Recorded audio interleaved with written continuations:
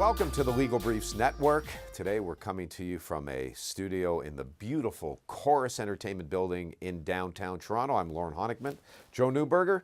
Joe, let's talk about distracted driving. Do you believe, when that law came into effect here in Ontario, I said, what?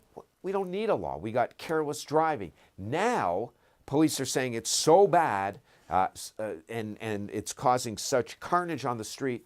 People are clamoring for the criminal code to be amended to make it a criminal offense. Well, I think they're pulling out a statistic now that deaths as a result of inattentive drivers is exceeding deaths from an impaired related offense. So on that basis, they'd like to create yet again another criminal law, which is something we need like a hole in the head. Right. We already have dangerous driving, and that can be sufficient to cover any driving, which Joe, you know is a marked departure. We don't need to do this. We didn't need distracted driving. We had careless driving in the Highway Traffic Act. I mean, obviously, I think, here's what I think. I think police should start laying dangerous driving charges if they see somebody not paying it. It's not mere momentary inattention, Joe. Right. It's this. You're driving the car and you're doing this, right? And you're doing this. That's dangerous what if it's driving. with one hand?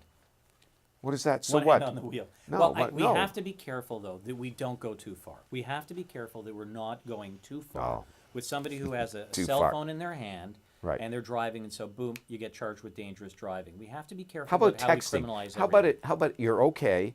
You still call it distracted driving if you're talking on your cell phone. You have the cell phone on your lap and it's on a speaker. Yeah. That can still be distracted. But how about texting or emailing while you're driving? You make that a dangerous driving. You don't create a new offense. You just charge dangerous driving. What's the test in dangerous driving? A marked departure from what a reasonable driver would do. Right. But in these circumstances, if let's say that it doesn't cause weaving within the lane, to cut off a vehicle, to cut off a bicyclist, or come close to a pedestrian, you are not reaching the threshold. And we need to be careful about criminalizing too much. We don't give criminal records to people who don't commit criminal offenses. It may be careless driving, but it cannot be a criminal offense at that level. If somebody's texting while driving or emailing while driving, and God forbid they're causing an accident or they're weaving heavily within the lane, they run a traffic light, you are getting very close to a dangerous driving charge, you would have the grounds to lay that offense. And we've got plenty of room in the criminal code for that. But we shouldn't create a new offense and frankly lower the threshold so that more people can get convicted of offenses. But he's talking like a criminal lawyer, which he is. And for me, I appreciate what you're saying. You do that too. I do. Criminal law. I do.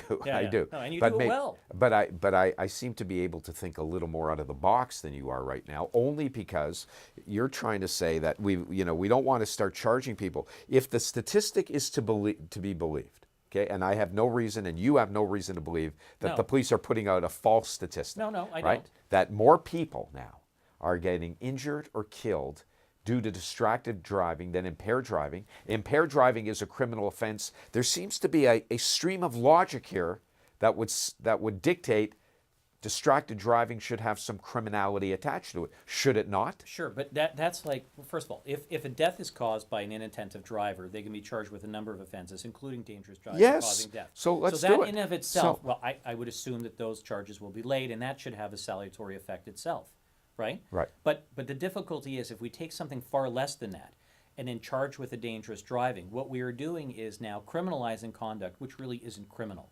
It's bad. It's not good driving. We can address it through careless driving or some other, but we can't keep stigmatizing people all the time and creating more criminal offenses. Your argument, we love doing that. I know, but your argument would be weaving on a highway could constitute dangerous driving. Absolutely. But not always. It depends. Right. I mean, if somebody's texting while doing 110 kilometers on the 401 and they're weaving within their lane, then they are inattentive to the traffic around them. Right. They can be causing and posing a hazard to others, and it may breach the threshold or go above the threshold of a marked departure. So that's a dangerous driving because you've got evidence there. It's like impaired driving. You can't charge somebody with impaired driving simply because they have alcohol in their system. There has to be some evidence of impaired driving, even slight to more serious. So we have to apply the same standard to a dangerous driving charge. And we shouldn't take this that far. I get the statistics. It's serious. But we have the mechanisms in place to deal with it now. Right. And we don't need more criminal laws. I don't disagree with you because I didn't think that the Highway Traffic Act should have even been amended. Right. But maybe it's back to the old word enforcement. That's all. And how do you Absolutely. enforce distracted driving? You know, we got people shooting videos inside cars, looking at people. Okay, that's one way to do it. But otherwise, unless a police officer can see something. But anyway, it's an awful statistic. It is, and the sad thing is, though, we have lots and lots of impaired-related charges every year, and unfortunately, we still see our courts are full with these cases.